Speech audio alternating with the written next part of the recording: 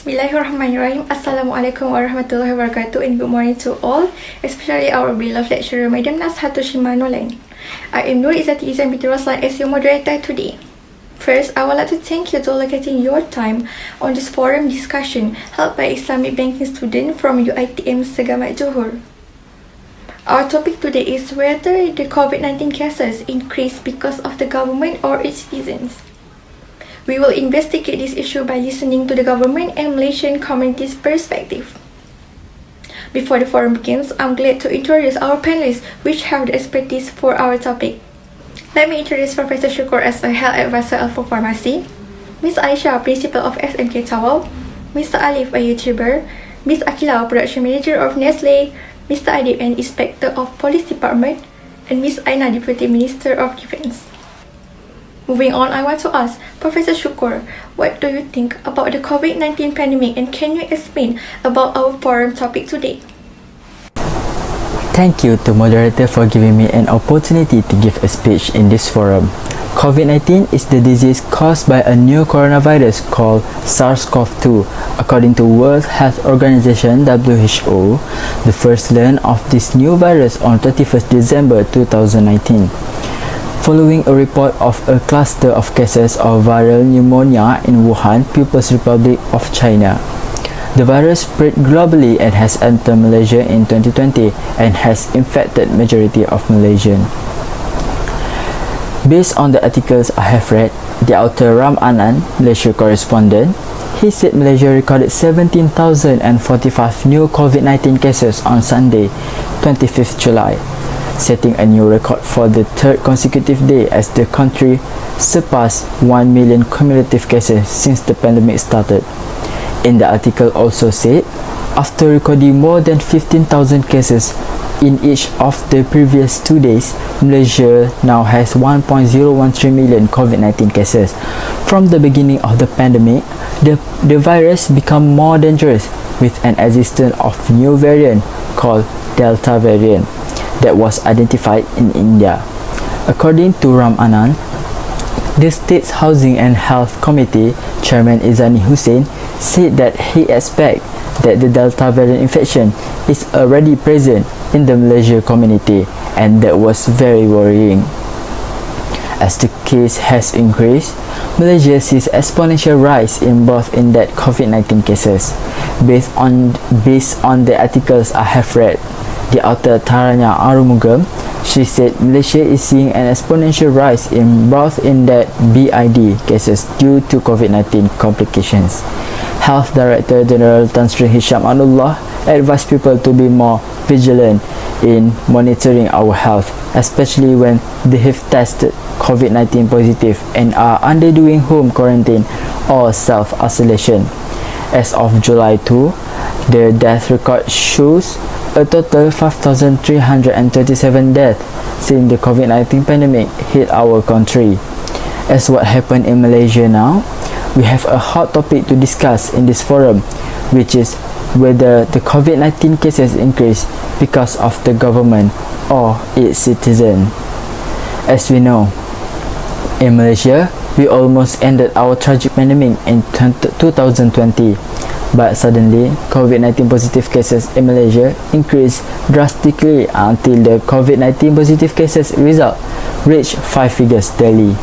We will discuss whether it was government's fault or citizen negligence.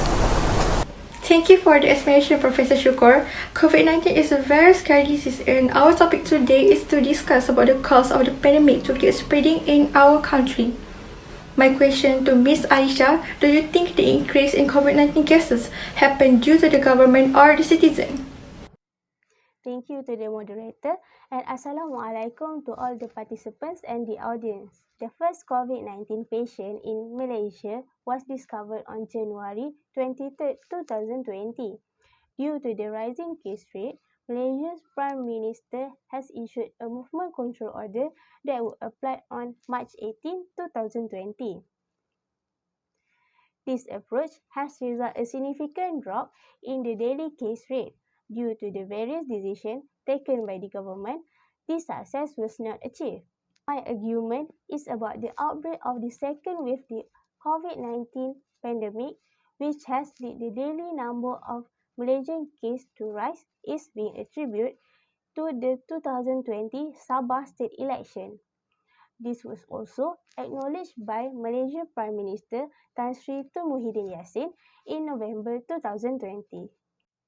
The public has blamed a fresh outbreak of illness in Borneo on the free mingling of politicians and voters during the two-week campaign leading up to September 26 Sabah election. Following the state election, thousands of political campaigners and cabinet ministers returned to their home state, resulting in an increase in coronavirus infection across Malaysia. Based from the article I have studied state that, according to new estimates, public crowd during a Malaysian election directly caused 70% of COVID-19 cases discovered in Sabah following the election and indirectly caused 64.4% of cases elsewhere in Malaysia. COVID-19 is infected in large group of individuals. However, the direct and indirect impact of such occurrence on rising case number is challenging. In my opinion, election should not be held while we are still recovering from the COVID-19 outbreak. As we all aware, the election will include thousands of individuals of all ages, including adults and seniors.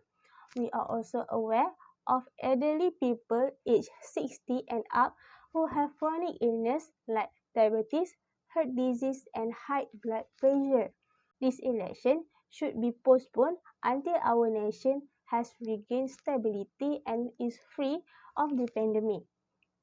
Despite the fact that the sharp increase in incidence cannot be fully ascribed to the Sabah election, politicians should prioritize the safety and well-being of the people over their own or their political party's objective. Ms. ALESYA, you have mentioned that the government should prioritize the people's safety. Do you have any argument about why should the government put away their political events? Thank you, Mr. Adib, for the question. Professor Dr. Nik Ahmad Kamal Nik Mahmud, a law lecturer of the International Islamic University Malaysia, indicate a similar point of view as mine. He advised politicians need to be reasonable and prioritize the welfare of the citizen over their own political agenda. He mentioned that enormous expenses of conducting a general election must be considered, especially given that many people are suffering from the consequences of the pandemic's economic slowdown.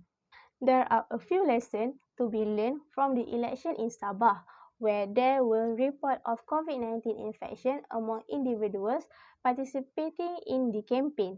Excuse me, but I do not agree with your point of view about the outbreak from Sabah state election. Based on my evidence, government has tried its best to conduct the election with strict standard operating procedure (SOP).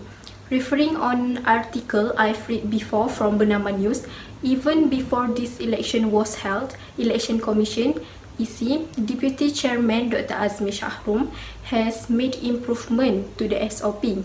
Additionally, Dr. Azmi Shahrum has experience on handling by-election in Perak and Pahang during pandemic before this. The SOP on handling the election during COVID-19 are based on the current situation in Sabah. For example, new norm for every candidate. When they campaign, huge crowd like before is not allowed, and maximum number allowed is 250 people based on the venue area. The Election Commission EC also has distributed voters card to all registered voters, which among others contain their name, polling center, polling stream, and suggested time for them to cast their votes. Voters are advised to follow the suggested time given to cast their vote to avoid congestion at polling centers. However, there are some voters who do not comply with the SOP that have been set, causing the situation when voting to be quiet, crowded, and there is no social distance. Logically, elections should not be held during this pandemic, But if we look from positive side, government only carry out their duties for national security, similar to the election case in Sabah, which Prime Minister Tan Sri Muhyiddin Yassin explained that holding of state election was unavoidable because, based on the constitution, it must be held within 60 days of the dissolution of the Sabah state. The changes to the new norms in short times make it difficult with physical proximity and social interaction on which political parties or ministers usually rely in order to engage with citizens almost impossible. Can I ask you a question, Miss Aiena? Do you have any strong evidence to support your explanation? Yes, I do have another strong evidence that not all cases of COVID-19 increased due to the election. Actually, those infected with COVID-19 were already in Sabah at the time, and many of the cases originated from illegal immigrants from neighboring countries and spread the virus to others. Based on article from Paterno Ismail, Prime Minister Tan Sri Muhyiddin Yassin has explained that Malaysia's coronavirus number are tied with cases in Sabah, which a big part of the reason for the infection is due to the entry of undocumented migrants from neighboring countries, and some of them are COVID positive. The Straits Times also reported that a coronavirus outbreak was traced to a Sabah detention center that houses illegal immigrants from the Philippines and Indonesia. I think this evidence is enough to explain that these COVID-19 cases was not only due to the election in Sabah, but other cases at time as well. Thank you, Ms. Aiena, for your explanation. I can see that you are a little bit disagree with the point of view that given by Ms. Aisha. Now we can continue our discussion by giving the opportunity to other panelists. Can I ask Mr. ADIB, how about your opinion on this issue? Thanks to the moderator and panelists who have presented thoughtful arguments. In my opinion, the citizens were responsible for the significant surge of COVID-19 cases. This can be seen through the amount of people attempting to break the government orders while the Movement Control Order (MCO) is still ongoing. During this difficult period, the government and all citizens should unite in fighting this outbreak. Unfortunately, we are observing a great deal of irresponsible behavior on the parts of many Malaysians, both individually and collectively. Right now, the coronavirus isn't our biggest enemy. Instead, reckless, ignorant, and disbelieving Malaysians are spreading the virus. The high frequency of COVID-19 cases in Malaysia is due to the irresponsible citizens that do not properly wear face masks and have half-hearted approach toward physical distancing. This is common among service employees, food sellers, restaurants waiters, construction workers, and workers in commercial and public sectors.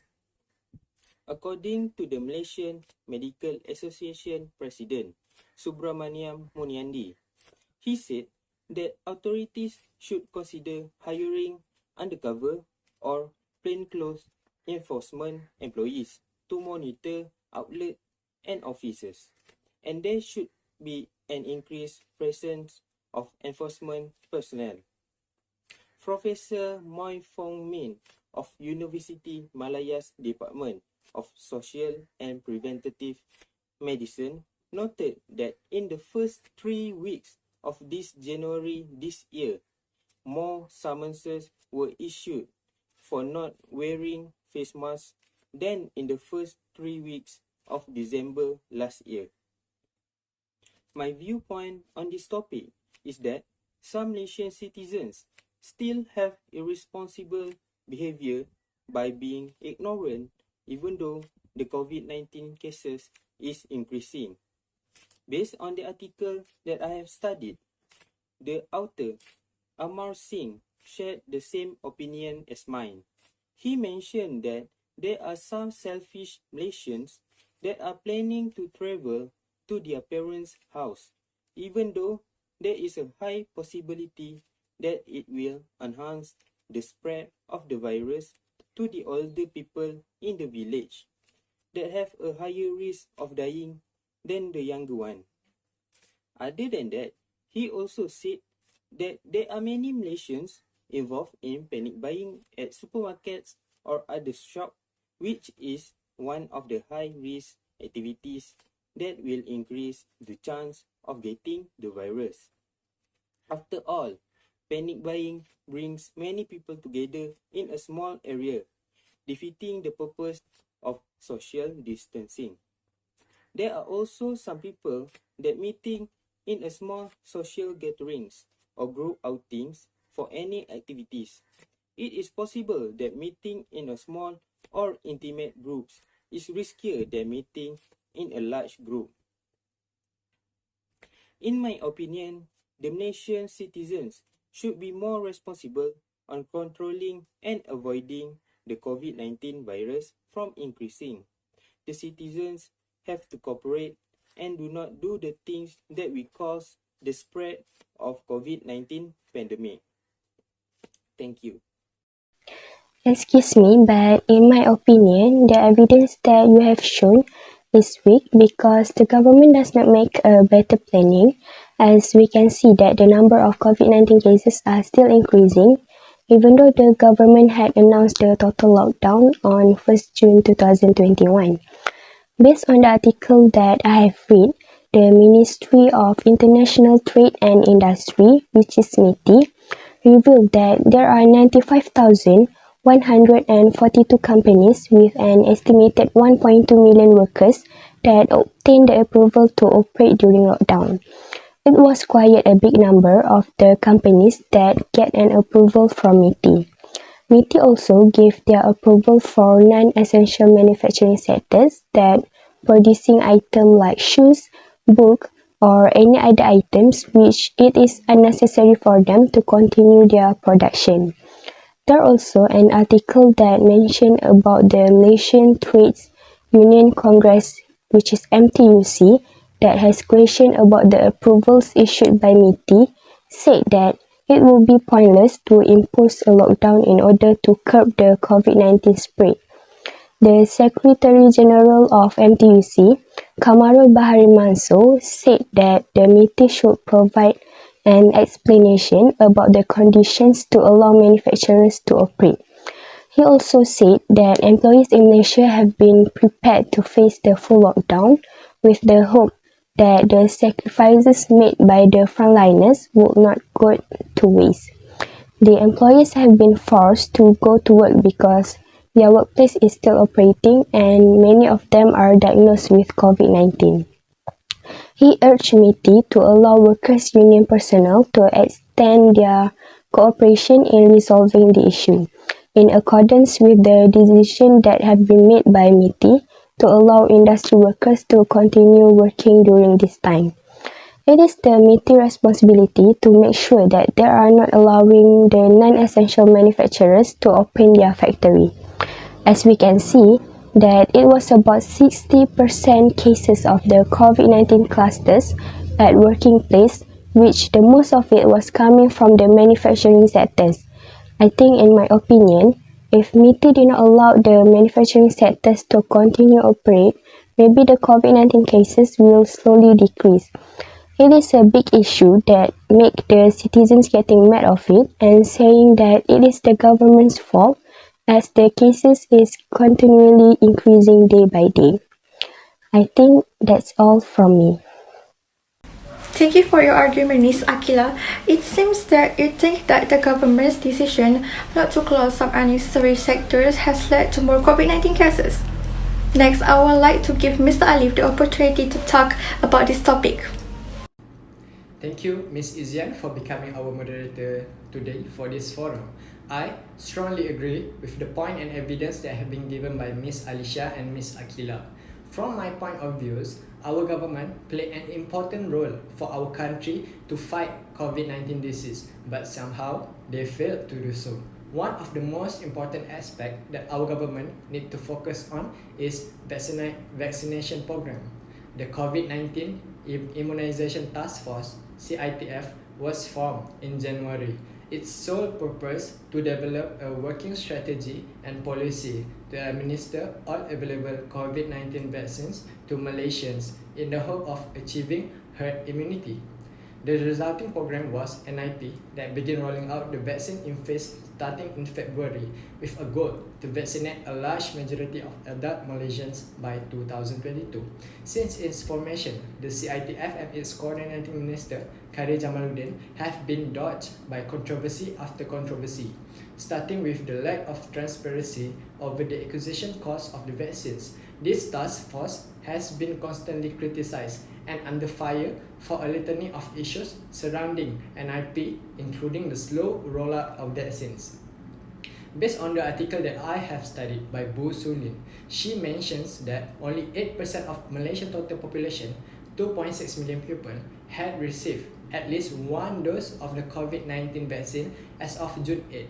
A total of 3,790,121 doses were injected, accounting for only 63.2% of the 5,993,049 doses received thus far, excluding Pfizer's planned delivery from yesterday to tomorrow and Causing's delivery, which has only recently received batch release approval.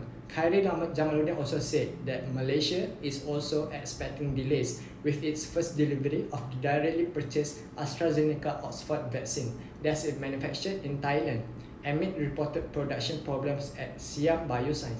It is very frustrating to say the least. The weeks of silence for the rest of the millions of concerned Malaysians, especially with the daily number of cases again on the rise, and particularly so when we continue to read news reports of rapid progress being made in other countries. From the article that I have read, the author of the Age Malaysia Weekly indicates a similar point of view with me. Before committing to the acquisition of the COVID-19 vaccine, Malaysia should review the data from the clinical trials of the third phase, said Dr. Tan Sri Nur Hisham Abdullah, General of Health, at a press conference in November. As we now realize, there is heavy cost to this inaction. Malaysia suffered a sharp rise in cases in January 2021, which resulted in renewed stringent lockdowns in several states. The number of cases peaked in early February but has been rising again in the past 2 weeks. We also ended up far behind the queue for vaccine delivery. That's all from me. Thank you. My pleasure, Mr. Alif. I can see that you are dissatisfied with how our government handles the vaccination program. I have a question for Professor SHUKOR. How do you think we can resolve these arguments, and what do you think will happen in the future? Based on our discussion, the government and its citizens have some blunders. All in all, the coronavirus is one of the serious problems that require urgent action to prevent its deterioration. We should fix these flaws together for the greater good of our country. After all the argument and the counter-argument that was given by government and citizens in this discussion, the number of COVID-19 positive cases still increasing. Government and citizens should take part together into reducing and eliminate this COVID-19 chain. Based on the article that I have read, the author Aisham Hanif from New Straits Times, he said what everybody should do now during this crucial period is to stop endless politicking and bashing of the government, but instead be with the government in the fight against the pandemic. It is never too late to come out with new strategies and ideas to help eliminate the virus. Citizens, on their part, should do the same. Be sensible and appreciate what the government has done and is still doing to win this war. Based on the article that I have read, the author Teh Chin Liang from New Straits Times, he said the course of the pandemic may eventually come to a point where every one of us will have to learn to live with the virus. The small details may seem inconsequential at face value, but this small action will snowball into a larger effect if all of us start taking them seriously. The conclusion is we must stop blaming each other and cooperate each other so that soon this pandemic will be ended. That's all from me. Thank you. Alright, it seems that all panel members have given their point of view about this topic. Now I would like to invite our panel members for a Q&A session. If there is no question, I want to thanks to all the audience and participants and bring our forum discussion to a close. Assalamualaikum warahmatullahi wabarakatuh. Thank you all and Miss Izian.